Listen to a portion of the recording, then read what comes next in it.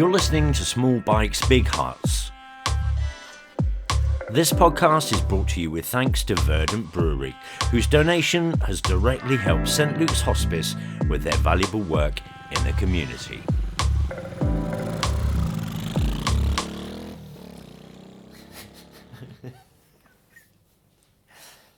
We are on the East Coast, are we not, Benjamin? We are. We certainly are on the East Coast. We are, yes. And we have been on the East Coast since we left Scotland and we went down via Arbroath, and now we're proper on the East Riding of the East Coast of Yorkshire. A couple of familiar seaside town names, not familiar from popular culture. From Scarborough. I was going to say Skegness, but it isn't. It's Scarborough. Whitby, the first one. Yeah. And we're now in Bridlington, which I've heard of Bridlington, but it's not popular culture, is it? Are you going to Bridlington Fair? No, it's not mentioned in any of the songs that I've ever heard or novels. And not to do it down, but we arrived just as the rain. What was that rain looking like? Well, we could see it. Yeah. A weather system, which I think you downgraded it to cloud. When I said weather system, I was right. Yeah. Well, it looked ominous, didn't it? It looked very ominous. I wanted to stop and put my wet gear on. Yeah. Ben was like, "No, go on, we can do it. Like, yeah. We only just made it. Only just made it. Yeah. Only just made it. But yeah, so we kind of need to roll back a bit, don't we? Because we missed a whole day. We did. We rode in all kinds of weather yesterday. We left Dunfermline, and we came through the last part of Scotland, and it gradually felt like it was becoming more like the traditional English countryside that we know and love, and it was warming up, and there were bikes out. It was a Sunday afternoon. It was all very pleasant, some lovely twists and turns, and then how did we traverse into England, Ben? Well, the countryside that was looking like England was still Scotland until we climbed to the English-Scottish border, which is a bit of a climb, isn't it? It is. And when you get to the top, there's a fabulous viewpoint. It's looking over both countries. And two great big granite pillars. One side said Scotland, one side said England. You can pull in at the car park, enjoy the view. And what else did we enjoy when we were up there at that height? Well, I mean, it was just worth mentioning that I felt if you were an invader from England, in many generations ago, before perhaps you really knew the mingling of the two. How far do we go back with the wars between England and Scotland? I mean, touchy subject, but the Active Union is over 400 years ago. All right, well, let's go way back. Let's go back to before proper houses. I can't help thinking that if you were coming up from England and looking into Scotland, it looked like a paradise, and the hills and then you turn around 180 degrees and look back into England. And frankly, it looked terrifying. It was Mordor. Yeah, exactly. Dark, foreboding, high Moorland, the Northumberland moors.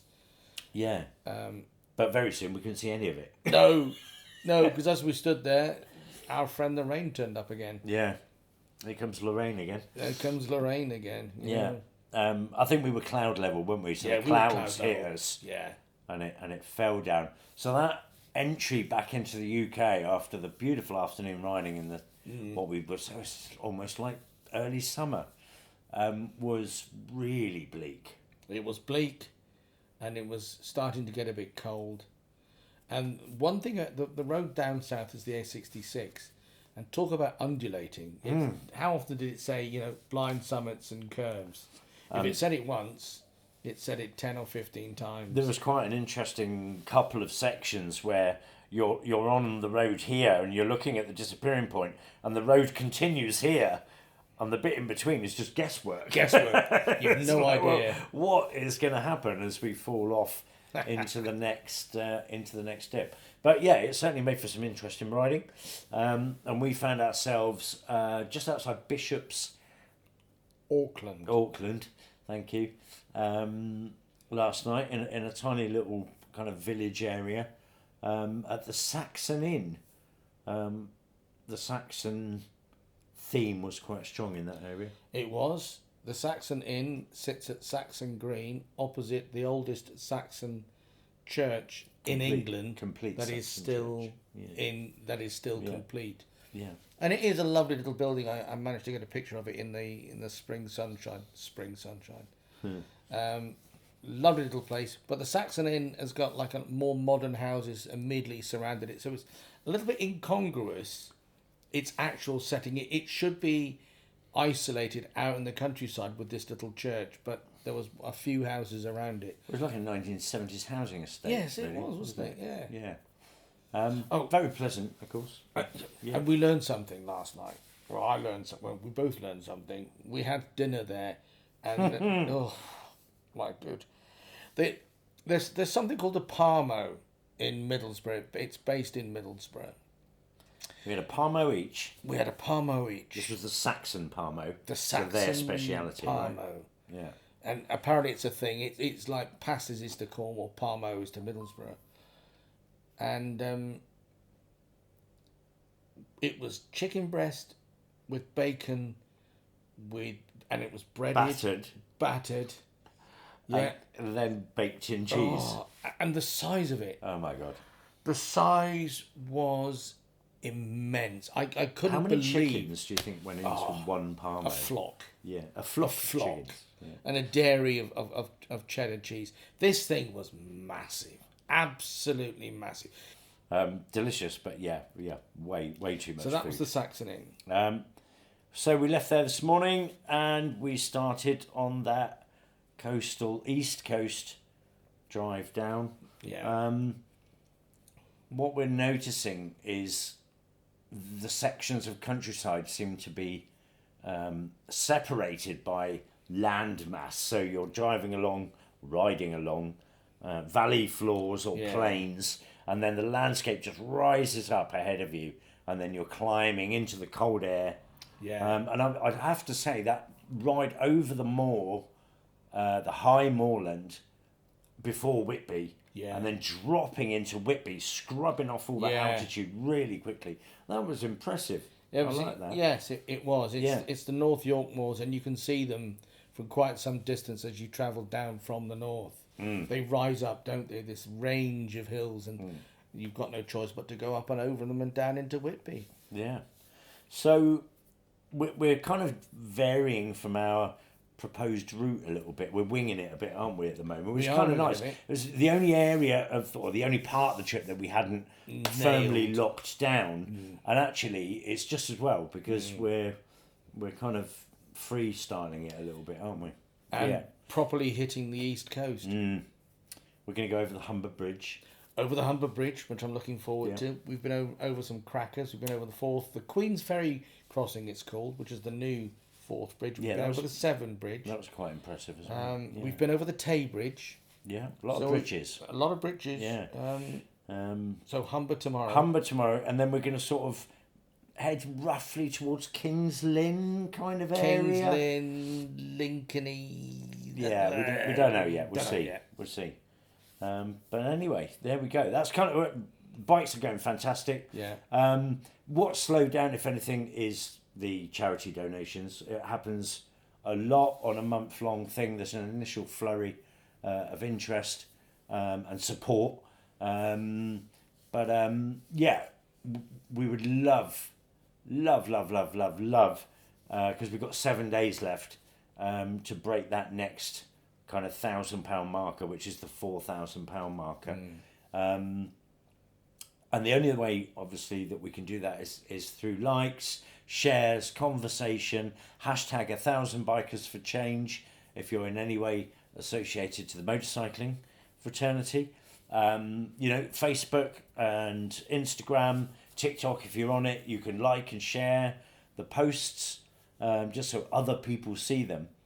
That would be awesome. It's worth mentioning and just reminding everyone that every single penny that is paid through Just Giving goes directly to St Luke's bank account. It doesn't go anywhere near us or our trip. It is all 100% for St Luke's, which is our chosen charity. A very deserving one at that. Yeah. So, Dart. indeed.